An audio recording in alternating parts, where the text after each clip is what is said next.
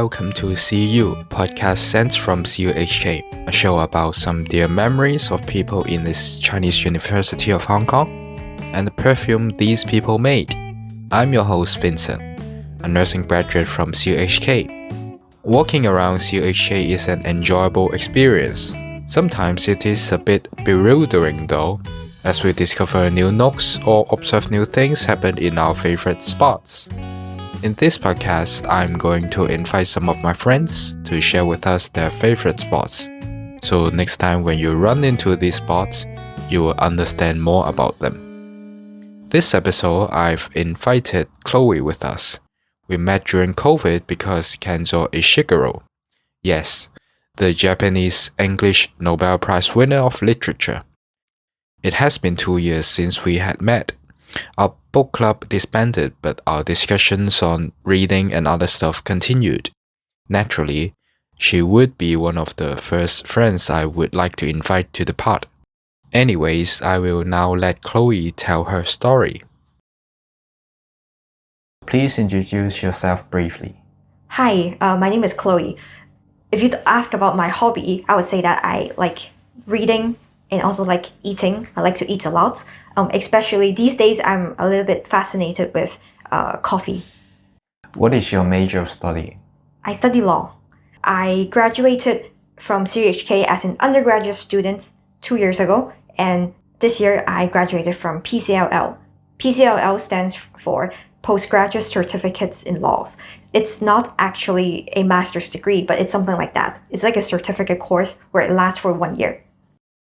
Okay, so how did law influence your way of seeing CUHK? I think I'll first talk about how it influences the way I see the world first. So law, it's different from what I expected when I first started studying it. So actually, it's not a lot of memorization involved. It's actually a lot about reasoning. So there's a concept that we often talk about in law, and it's called reasonableness. So what exactly is reasonableness? So for example, when judges make decisions, they would look at the circumstances of the person and they would judge whether the person is acting reasonably when comparing to a reasonable person. But then you may ask, what is exactly a reasonable person? Well, they call it like a person that you would encounter like on a bus, a normal person.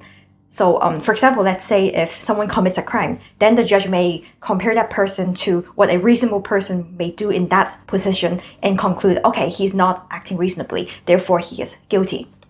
Yeah, that's a simplified version of that. A lot of times what we consider, like what the legal world considers as reasonable, is not exactly what normal people consider as reasonable. It's kind of like through studying, which I studied law for 5 years. It's the process whereby I started to understand what it means. And it's kind of a concept that at first I didn't really like it because professors, they all talk about what is reasonableness. But then as time passed, I became accustomed to it, and I also started using the term reasonableness. Like for example, like when I take a certain action or something, then I would think, okay, is it something that I consider as reasonable? And that's how I make decisions based on that. Okay, so it's kind of an immersion to a thing that you hated or disliked at first, but then you join in and accept the concepts and use it very often. So your example is law, but is there a standard of reasonableness in CUHK given that there are different students from different backgrounds or different personalities? From your observation? I guess there is. There's a common saying, it's like, if you're a university student, there are 5 things you need to do. Yeah, which include, let me try to recall, include skipping classes, dating, joining student clubs, exchange, and what else? Part-time? Part-time, yeah. I'm pretty sure I didn't do all of them. For example, I only started skipping classes until very later on, and I didn't go on exchange due to COVID. So yeah, so I think, and I didn't join any like student clubs. I didn't like 社长 is what they call it. So actually, under that standard, I was acting quite unreasonably in that I wasn't really conforming to what a normal CUHK student would do. Are there any unreasonable or interesting courses that you took? during your CUHK life? Actually, yeah. I mean, considering my major courses are quite serious, whatever you call it, so I would take very interesting UG classes for fun. For example, I took philosophy of travel, I took some medical related courses, and also took wine appreciation class, which was very interesting. So I took the wine tasting course when I was in year 4 of my undergraduate studies during COVID. So it actually became a Zoom class. So we had to collect wine samples. I remember we had 12 samples, and then we would finish all of them in 3 days. So we just basically had very long classes whereby we would just taste all of those at once. It was quite an interesting experience because prior to that, I did not really have experience drinking wine, as I'm not really a drinker. But it was really interesting because through that experience, I learned that actually wine is not just wine because you can taste different flavors from it. Okay, so share with us an interesting thing that happened in your CHK life. I will talk about my PCLO experience. So actually, I think my PCLO experience is more, it felt more like university life for me, even though it was a postgraduate degree. That's because I actually had the classes face-to-face. And especially after a few years of Zoom learning, I really treasured the moments where I could actually see my classmates and have classes. But what I liked the most was going to eat after classes. Yeah, so actually my courses were quite demanding in that we had a lot of exams. It was exams after exams, much more than undergraduate degree. So actually I was more stressed. And during that time, I really loved going to different restaurants. Okay, just to give you an idea of how it's like, during my undergraduate time, for example, let's say year 4, I would usually have 4 exams per semester. And it was like, 100%, of everything. But during PCLL, I had 12 exams per semester. So it was like 3 times the workload. And I remember I counted how many hours of exams I had per semester was 30 hours. So it was exams after exams. I had to find some way to release my stress. And for me, it was food. And it was hanging out with my friends and going to different places, or even studying in cafes. Okay, so even though I've graduated for a year, but I remember in every course outline there are some time allocations of different components in each course. Such, for example, when a 3 credit course, for total it lasts for maybe 100 hours. Maybe half of it is some kind of theory and half of it are tutorials.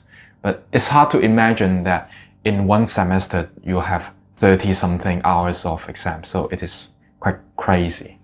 It's good that your PCLL course are taken in Admiralty, which is very near to the little shops, little restaurants in Hong Kong Island, whereas CUHK is pretty much a food desert. I agree with that. Yeah. Well, I personally like to visit interesting restaurants, for example, small shops. So that's why I always like to visit places like Saiwan or old districts like Togawan.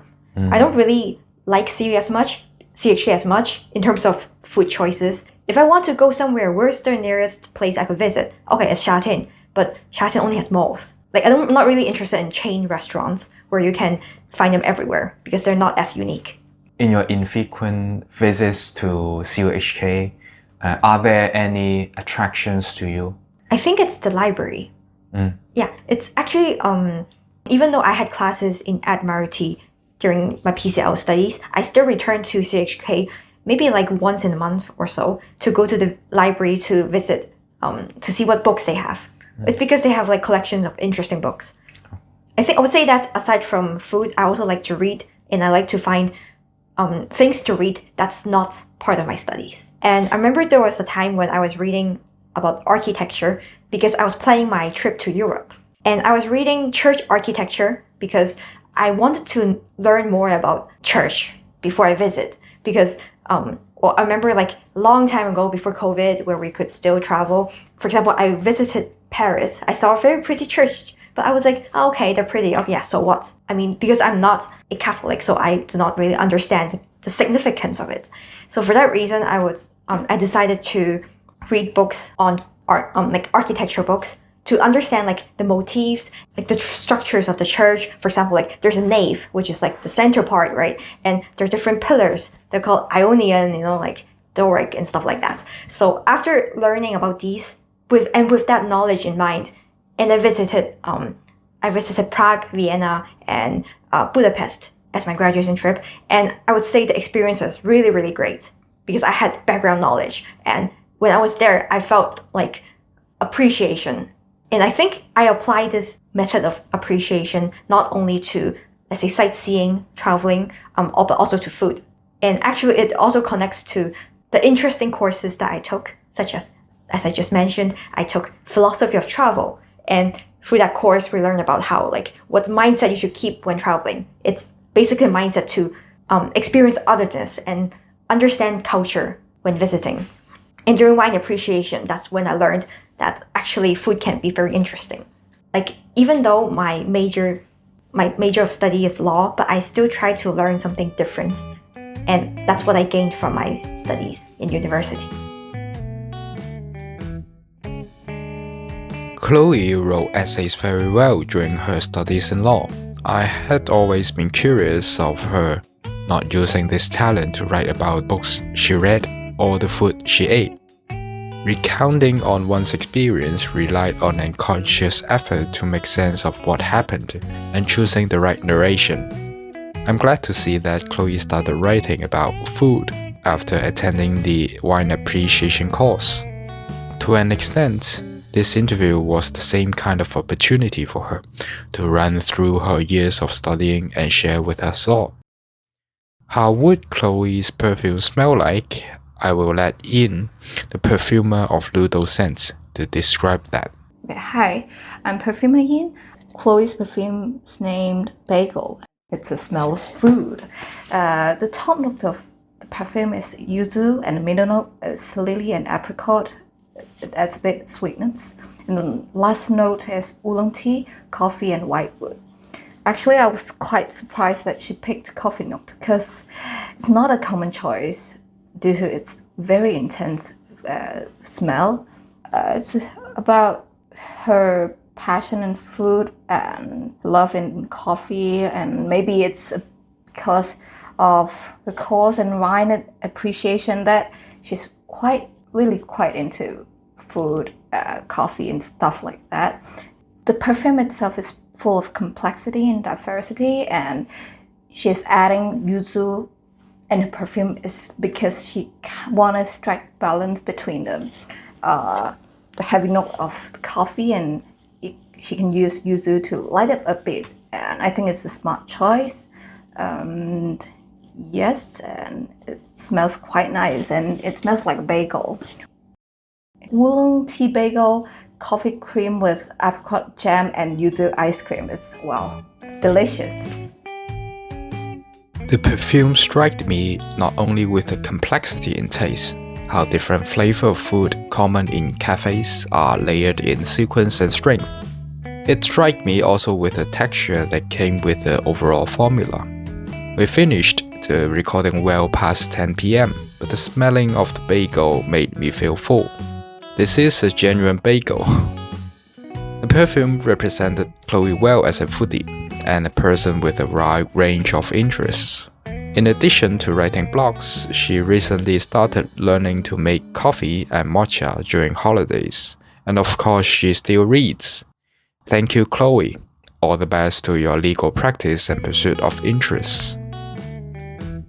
Can you pick a word that is very hard to translate, but you really want to share with friends from other cultures or nationalities? I would say it's the word Chur. How do you spell it? It's C-H-U-R. It's actually in English, but I'm not really sure about the origin of the word. It kind of means demanding, tiring.